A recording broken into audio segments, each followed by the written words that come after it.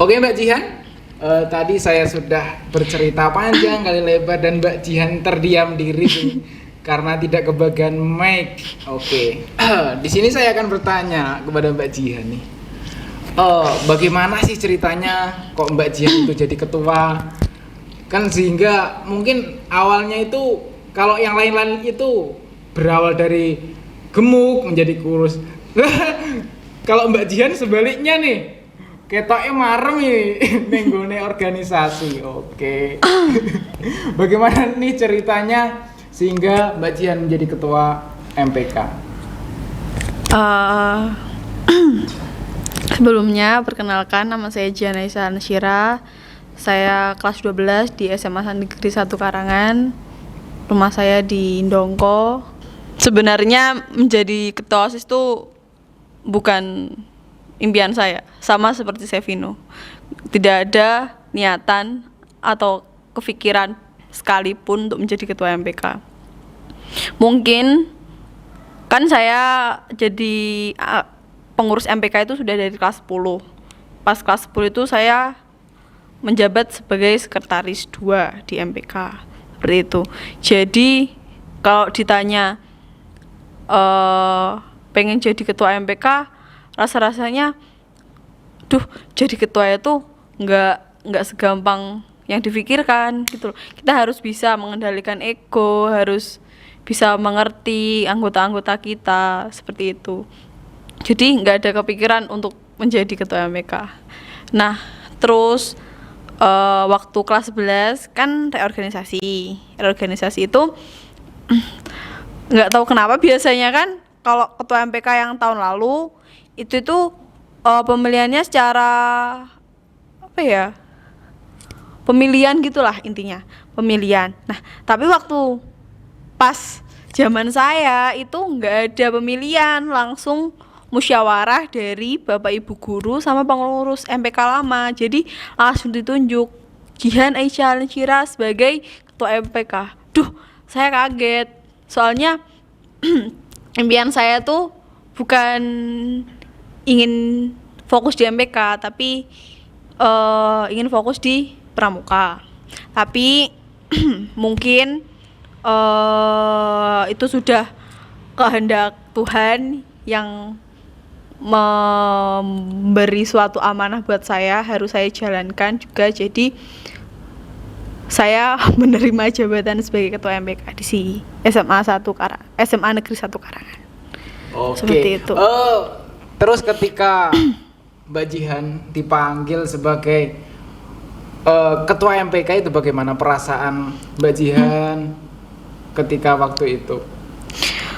Perasaannya kayak campur aduk, harus seneng apa sedih. Soalnya kalau saya jadi ketua MPK, saya harus ngorbanin apa yang saya impikan di pramuka, seperti itu. Jadi iya, walaupun masih jadi pengurus MPK bisa ikut ambalan, tapi ada satu hal yang sepertinya saya nggak bisa capai di ambalan, seperti itu. Jadi ya perasaannya ya dibikin seneng aja. Ya gimana kalau nanti saya mikirnya sedih terus sebel, organisasinya kan nggak jalan nantinya. Jadi dibawa santai aja gitu. Oke, seperti itu.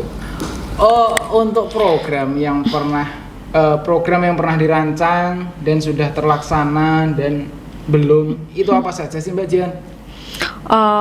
Kalau program yang terancang itu buku tahunan sekolah. Buku tahunan sekolah itu program MPK, terus saat ini juga sedang berjalan. Insya Allah sedikit sudah, mungkin 30% sudah berjalan.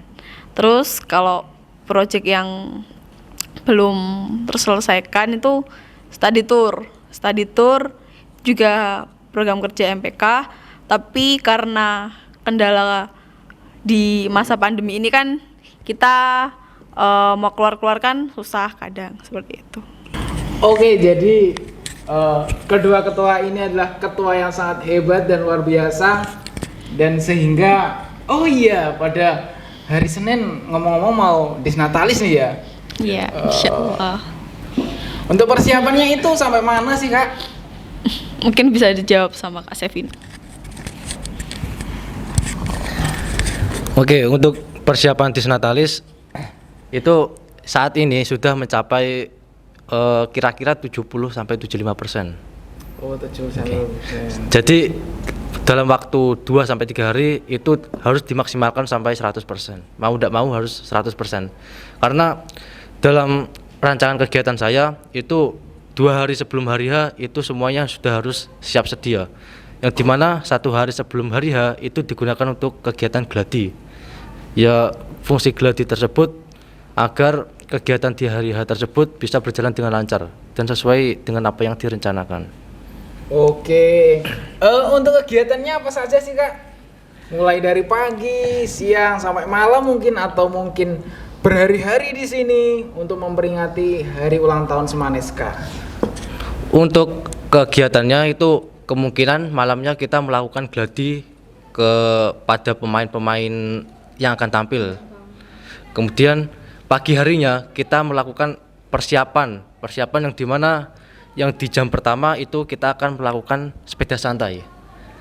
Jadi kita melakukan sepeda santai menyusuri kota Trenggalek, kemudian mengelilingi kota Trenggalek agar tahu bahwa orang-orang Trenggalek itu mempunyai siswa-siswi yang hebat di SMA 1 Karangan.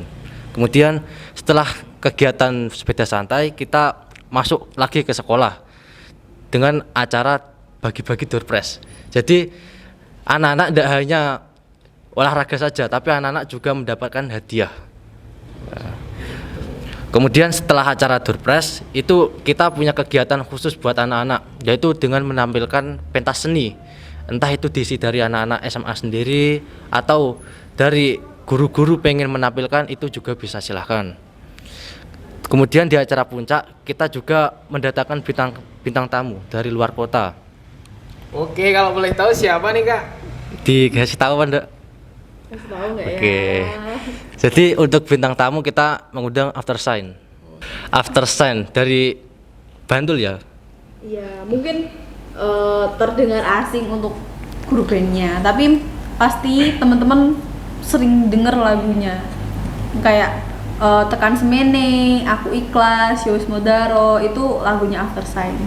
Jadi kebanyakan orang-orang nggak tahu sih siapa sih After Shine, siapa sih, tapi mereka itu ternyata udah sering denger lagunya gitu. Selain itu respon anak-anak, respon teman-teman itu juga sangat senang kita mengadakan Disnatalis untuk tahun ini, karena untuk tahun lalu itu Disnatalis itu belum terlaksana karena terhalang karena pandemi. Oh, seperti itu. Oke, untuk mencapai tadi kembali lagi ke konsep yang awal tadi ya. Tadi kan persiapan untuk menuju hari ulang tahun Semaneska itu masih 30%. 70%. Untuk memenuhi 100% itu apa? Yang terutama untuk memenuhi itu sebenarnya sudah disiapkan, tapi tinggal pelaksanaannya saja. Kita bikin semuanya kompak. Semuanya kalau kompak pasti acaranya bakal terjalan dengan lancar.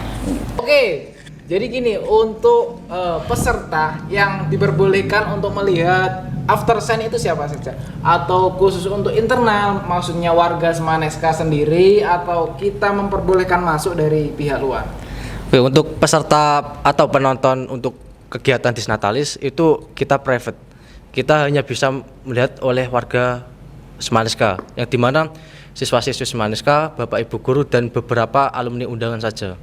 Jadi untuk warga atau masyarakat di luar itu masih belum bisa, karena takutnya terjadi kericuan atau hal-hal yang tidak diinginkan. Oke, terima kasih buat kalian semua. Kalian adalah anak yang luar biasa. Oke, terima kasih dari saya. Wassalamualaikum warahmatullahi wabarakatuh.